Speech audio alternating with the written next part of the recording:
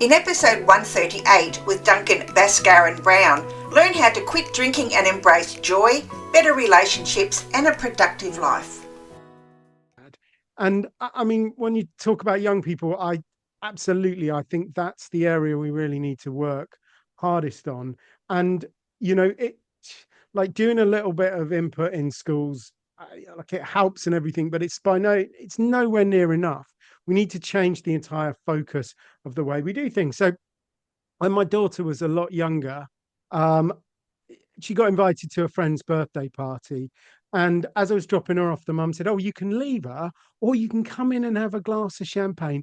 All the grown-ups are having a nice glass of champagne." And it's like, yeah, great. So what are we actually teaching our children here? If you want to be grown up, the way to be grown up and the way to celebrate as a grown up is by drinking alcohol. That's effectively what you're teaching them. They were like 3 or 4. It's ridiculous. We need to sort of show people that there is another way. We need to show young people that you actually can enjoy yourself. Welcome to another episode of Healing Through Love. Each week, we share ideas, experiences, and resources to increase the awareness of domestic and family violence and to empower survivors to grow and thrive. We talk with experts who share their advice, or with people who have experienced abuse, no matter where they are on their journey. This is all about healing through love. And now, here are your hosts, Charlene Lynch and Rose Davidson.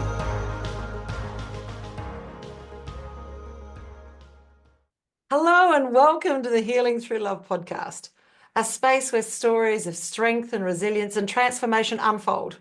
I'm your host, Charlene Lynch, and I'm honoured to be your guide on this journey of empowerment and healing. Today we have a very special episode that's tailored just for you. Whether you're driving, sipping a cup of tea, or simply taking a moment to yourself, I want you to know that you're in a safe place. Healing Through Love is more than a podcast. It's a community, a beacon of hope, a reminder that you are not alone. In this episode, we have a guest, a very special guest, who's going to share a story that resonates at the core of our mission, a story that illuminates the power of love, resilience, and unwavering strength that lies within each and every one of us. So settle in, take a deep breath, and let the healing begin. But before we dive into today's inspiring narrative, a quick reminder that if you find value in our episode, please consider supporting us by subscribing and sharing and leaving a review. Your engagement helps us reach the hearts and spread the message of healing at the speed of love. Today, we've got a very special guest with us, and I'm excited to introduce to you Duncan.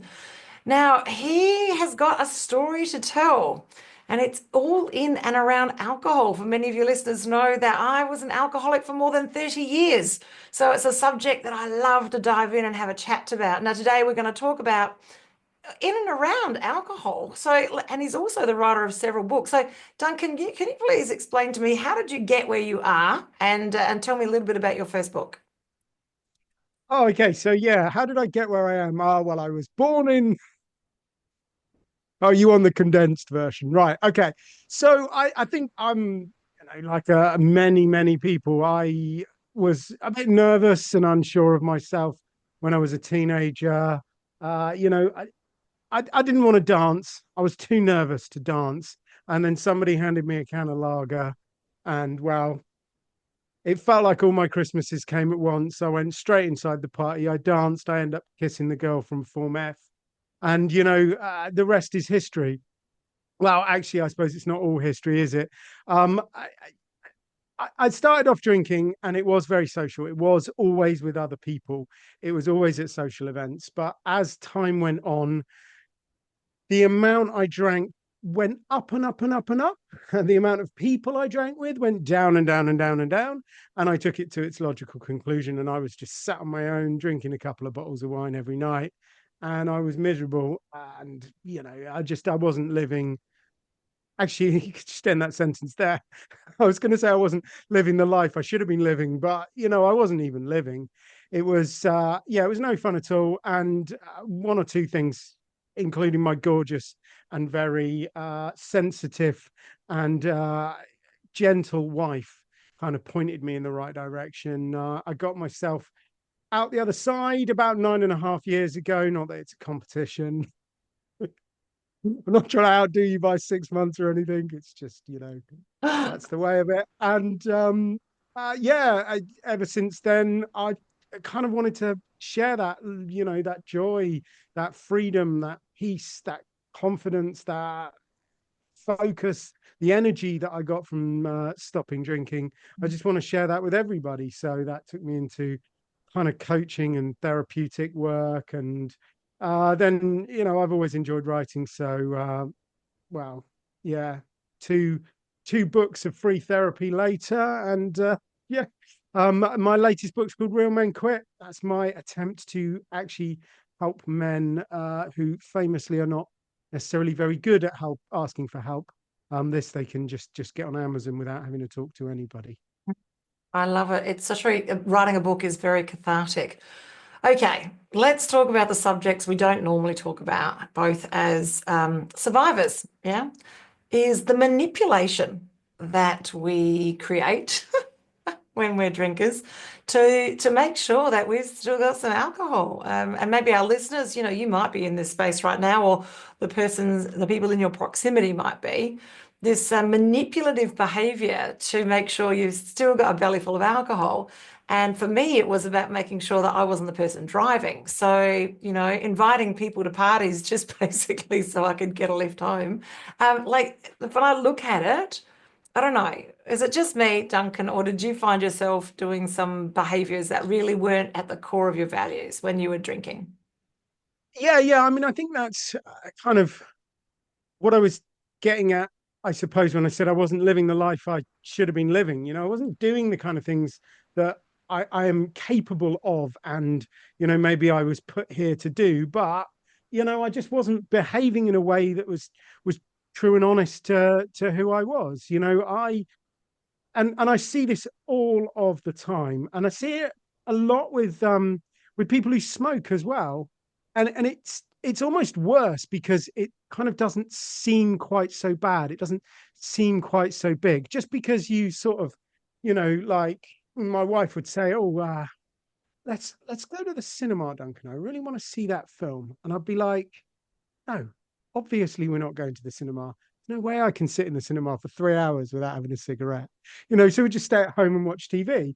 On a wider point, I suppose, if we'd gone somewhere and it had got to about 9:30 and I thought we should have left by then and we hadn't left by then I would start getting annoyed and I'd start trying to find ways to leave because, the shop around the corner closed at 10. So if I didn't get home in time, I wouldn't be able to buy a couple of bottles of wine and then I wouldn't be happy, would I? So, yeah, I mean, for me, it wasn't like massive things, but it was just like every day there was always something. There was always something that I was just trying to kind of bend round, not to my way of thinking, but just bend it round so that I could drink and smoke and eat fried chicken without having to worry too much. I mean, obviously, that did cause its own sort of worry, but no, absolutely, I would definitely manipulate events to make sure that I'd get to drink, I'd get to smoke, I'd get to do what I wanted to do, which is, of course, ironically not what I wanted to do. Yeah, I know. It's a strange thing. The reasons why we start drinking don't necessarily end up being the reasons why we continue drinking. So listeners, if you subscribe to the theory that each addiction is attached to a different frequency, the frequency for alcohol is depression. So, and stupidly enough, alcohol is a depressant. So the one thing when you're a depressed person that you shouldn't be doing is drinking alcohol, and it's the one thing you do. It doesn't make any sense when you stand back and have a look at it. And look, interestingly, cigarette smoking, the frequency is anger. So, yeah, I know I was an angry person who was depressed, but I'm better now. I'm sort of recovered almost. I love it. So, I love this process of unpacking how you got from where you were to where you are now, and this beautiful journey of writing the book. So, it started off with the first book, which was Well, technically, I wrote a couple of books about local government, but they're pretty boring. So let's not talk We're about not here those. to Let's talk just about gloss over them. that. Yeah, no, let's pretend that my first book was really Get Over Indulgence, which it's Yeah. kind of my journey. I like to sort of tell people it's just this sort of like gentle little story about how I went from drinking, smoking, eating junk food to energy, peace, happiness, freedom, self-respect, all of the good stuff, really. I don't like to kind of make it sound like you'd learn something from reading it. It's just kind of fun. It's just a nice little story. I mean, all right, you might accidentally learn something from it. There might be a few takeaway messages, but I don't want to detract from it. It is just a nice kind of gentle romp through my life and how I got out the other side. I love it. Okay, so let's talk about strategies. So when you gave up alcohol, did you go cold turkey? So having since become a vegan, I would prefer to think of it as cold mango, but no, so did I go cold turkey? That's a really interesting question. So what I did could loosely be called cognitive reframing. So I took the beliefs that I had about alcohol and I examined them. I held them up to the light. I wondered whether they were true, whether they were serving me. Once I'd done that, I then used some sort of simple techniques to re repoint my thinking, to change the way I thought. And using those two techniques, yeah, I stopped drinking and I didn't drink again. But I wouldn't really call it cold turkey as such, because that would seem to conjure up some idea of pain and suffering. And that wasn't really my experience. I stopped drinking and I was just really, really glad that I didn't have to do it anymore, because I'd got to that point where I no longer saw it providing me with anything, giving me any kind of benefit. So it was like a blessed relief to Oh, be oh, allowed to so stop drinking. jealous. I'm so jealous. I went through the worst withdrawals, and only afterwards did I do the research and find out that it's not something you should do by yourself. Yeah, it's just, well, for me, it was a horror story. But I was, by the time I'd actually given up, I was at a point where my body was toxic. My thinking was toxic. My body was toxic, and God only knows if I hadn't given up where I would actually end up today. Wow. Okay. So I'm jealous that yours was a blissful experience. Mine was far from that. The bliss for me didn't happen until way after, when I was out of the divine will space of just using just willpower to hold it together, and had physically healed, that I was but that even my journaling made sense, because if I look back at my journals through that process, they don't even make sense. Some of it's not even in English, and I don't even know what language it is. But I was not okay. I think my body was here. The rest of me was obviously elsewhere. Yeah, wow. Okay. So I'm very jealous. And if you could just give us the formula of how you could do that, I reckon the rest of the world could give up alcohol as well. Is this in one of your other books? Yeah, I mean that's at the heart of Real Men Quit. I mean, look, I'd love to claim to have invented cognitive reframing, but it's not really my thing. I mean, it's officially a subsect of cognitive behavior therapy, but I don't. Most of CBT I don't think is really useful for people drinking alcohol. So I don't kind of want to point you in that direction. If you want to read the works of the people that influenced me, and I think influenced that area in particular, Jack Trimpey, Alan Carr, and more recently Annie Grace, who built a lot on Alan Carr's work. I love it. And so do you find, is that what you do as part of your therapy? Yeah. So I work with a lot of different types of people. I work with smokers and drinkers, but I'm also starting more and more to work with vaguely normal people. It's a bit strange. Working on helping them to um, break their bad habits and build better habits. Mm. And it all comes from this simple idea that, our results are driven by our behaviors. Everybody gets that. Everybody understands that. They just don't understand what our behaviors are driven by. It's beliefs. That's primarily what drives your behaviors. So once you get your beliefs straight, you might need a few kind of tricks and tips to help you kind of like guide the thought process. But once you've got the behaviors right, then once you've got the beliefs right, then the behaviors tend to follow naturally. Yeah, I love it. I love it. When I re-entered society, and which took a little while, I found that I missed the social interaction of having a drink. So I would try and find fun drinks to drink that were, didn't have a lot of sugar because I was also going keto as well. Let's just lay everything on. And I really struggled to find a lot of non-alcoholic alternatives that were fun. We didn't have a lot of mocktails 10 years ago. We do now. And interestingly enough, only now in Australia are we starting to see the better restaurants, the better hotels actually even offer non-alcoholic substitutes. So now in Australia, pretty much everywhere you go, there's a non-alcoholic beer, and some places have up to 3 different choices. But wine, champagne, they're coming in as a trend. Yeah, so I can see a change in the last 10 years, and hopefully moving forward there'll be other alternatives, because we live in an environment here in Australia where everything is set up around alcohol and food. So every event is around about alcohol. Even our cards have got alcohol on them when we're celebrating something. Like it's how we celebrate everything in Australia. Yeah. Yeah, no, I know the birthday cards you mean, the ones that basically wish you have a happy birthday. I hope you get drunk and fall in a skip. I mean, it's like such an odd sentiment when you really get down to it, isn't it? It's like, why did you do that? Why Yeah. would you wish somebody, I hope you have a really horrid hangover. It would probably be a better deterrent, but there's generally bottles of champagne or glasses, and like it's part of the Australian culture. It's very much embedded, and we see it more with teenagers too here in Australia, that it's seen as the grown-up thing to do. We probably let our kids drink too early.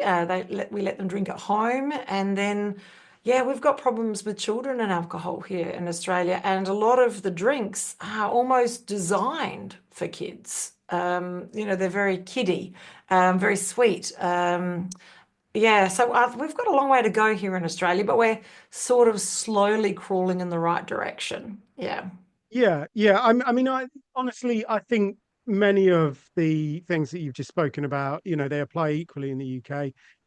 Apply in parts of America. I mean, there are parts of America where drinking is less a part of the culture, but there are parts of America where it is just as bad.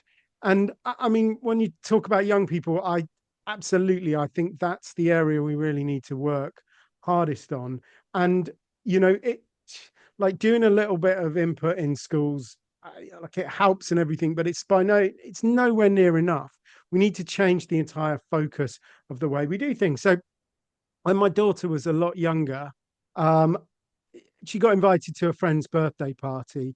And as I was dropping her off, the mum said, "Oh, you can leave her, or you can come in and have a glass of champagne. All the grown-ups are having a nice glass of champagne." And it's like, yeah, great. So what are we actually teaching our children here? If you want to be grown up, the way to be grown up and the way to celebrate as a grown up is by drinking alcohol. That's effectively what you're teaching them. They were like 3 or 4. It's ridiculous. We need to sort of show people that there is another way. We need to show young people that you actually can enjoy yourself without alcohol. And that is one of the good things about the vast majority of these kind of alcohol substitutes that are coming in. There are grown-up drinks that don't have alcohol in them. And that, I don't think that was true sort of like, 9 years ago when you stopped drinking, when I stopped drinking. It was like, what do you want? You can have Coke, or you can maybe have a glass of squash, but it's just like not really a great opportunity, great selection. So the fact that there are more proper grown-up drinks available, I think that is a good thing. But as a culture, look, children will ignore everything you say and copy everything you do. So if we continue to drink ourselves stupid, then don't be surprised that your kids do. Yep, and I absolutely hear you. My husband and I went to on date night on the weekend, and we went to a beautiful restaurant in Claren Vale, which is a wine district. And the last time we ate there, I made a bit of a fuss to the waitress saying, I'm really disappointed. This is like a top class restaurant. We love it here, but you never have any non-alcoholic substitutes. Well, it must be 6 months down the track, and we've come back again. And she said, I remember you. I spoke to my boss, and we've got some non-alcoholic wine, and and it was actually a really beautiful wine. So I bought the bottle, as you do. Old habits die hard, and it was just nice to be able to sip champagne while my husband was drinking, and we were eating a beautiful dinner. So it's nice that they are listening, but it's a little bit late in the piece. Yeah. 58 years old, and they could have started this years ago. So hopefully for the Yeah, next, I mean, they'll have it to be sorted. fair, I think it's a bit harder with wine. That's why you don't see as many decent alcohol-free wines as beer. Beer is relatively easy to, and like honestly, I had some the other day and I was like, this is nice. Although to be honest with you, it's been so long since I've drunk beer. I don't know whether this is actually what beer tasted like, but I don't care because it tastes nice. Whereas whereas wine, often does taste quite nasty if you just make the wine and then de-alcoholize it. That tends to make it taste a bit awful. In fact, my favorite alcohol-free wine isn't wine. It's First Flush Darjeeling tea that they make slightly fizzy. And it's a really passable champagne. I was drinking some at a party the other day and I thought I'd picked up the wrong glass. I thought I was actually drinking champagne. So yeah, Uh, that's pretty good. But might as again, well be it's drinking actually not kombucha, wine. Duncan. You might as well be drinking kombucha. Yeah, well, if it tastes nice, I don't care what it is. I love it. I love it. Like, if you look at it from the perspective, so I'm a vegetarian and you're a vegan, is like we don't go out of our way to eat anything that sort of resembles meat. Like it was sort of, I think that's very hilarious that they make vegan bacon and all the rest of it. Like that's the reason why we're not eating it. We don't want to imagine a dead animal. And sorry for any of the listeners that eat meat, but it's not what we want to do. But it's funny how with alcohol though it's different. I want to have an experience that's similar to what I used to have, but without the alcohol.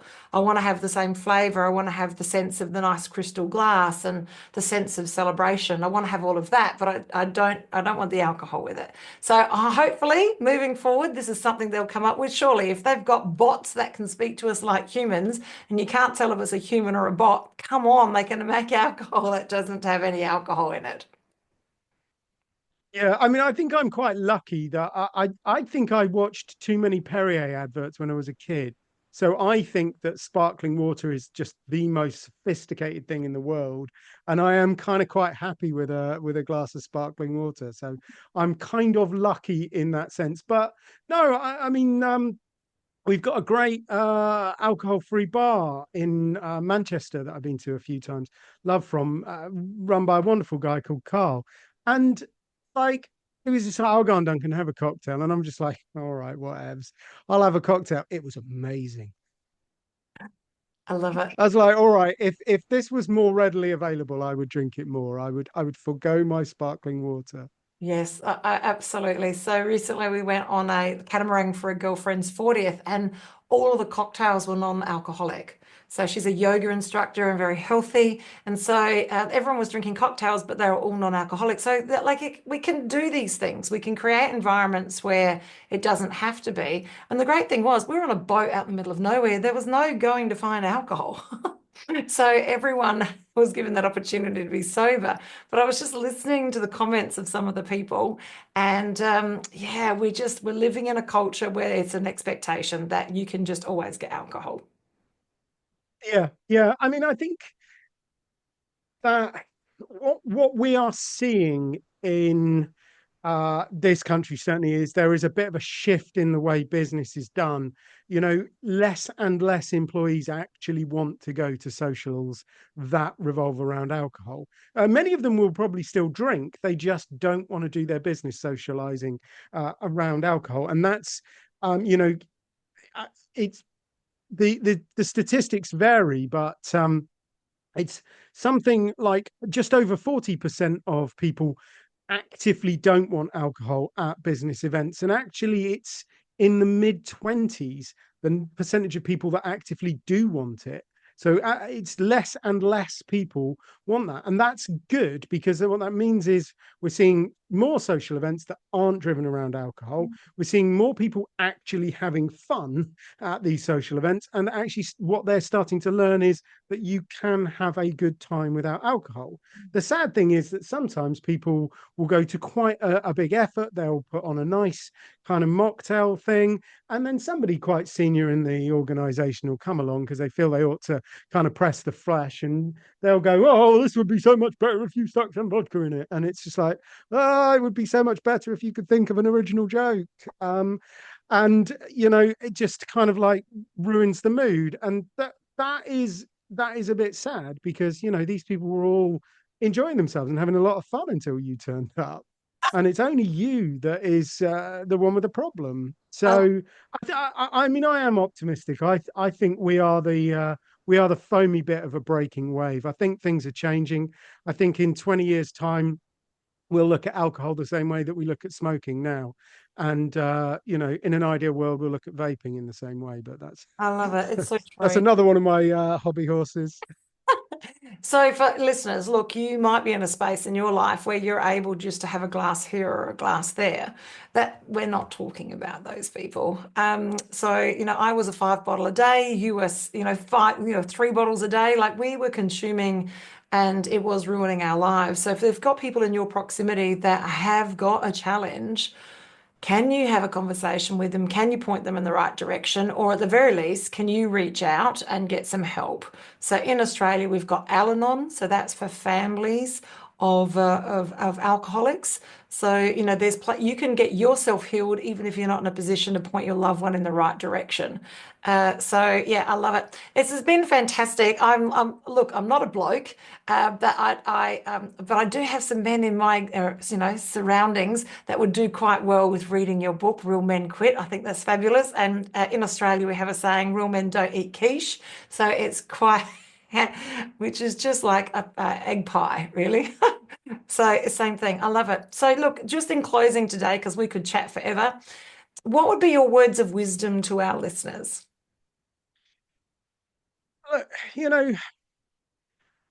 We hear so many messages about alcohol. We see it advertised. We see it on birthday cards. We see it at social events. We see our role models drinking. We see it on television, streaming services, films. We hear so many messages about how important it is to help you deal with stress and to be creative and to socialize and all of these things. But, the truth is that what you enjoy about socializing is the people that you're with. The way that you handle stress is by being yourself. And you're not like Ernest Hemingway wasn't creative because he drank a lot. He was creative because he was creative. In fact, it probably got in the way. He would have lived longer if he hadn't have drunk so much, and he would have written some more stuff. So, you've got to kind of like question what you see about alcohol. Ask yourself whether it is really, really true, whether it is really serving you. And 99 out of 99 times you're going to find it isn't. And there is another way. There are a lot of people that have come out the other side. You just have to go onto Instagram these days. It's full of sober influencers. So find out about them, find out what they did. Get yourself educated, read some books, listen to some podcasts. There is absolutely another way. I love it. I love it. I love it. As a recovered alcoholic, I think all of these are words of wisdom. Thank you for sharing this, and for our listeners, the links to the books will be in the show notes and also the show descriptions, and also Duncan's links to all of his other assets as well will be there. And it's exciting for you to dive in. It's been a privilege and a pleasure, Duncan, to have this conversation, and I look forward to having another one with you soon. Take care. Bye for now. Thanks very much. Have a great day. Thank you for joining us for this episode of Healing Through Love.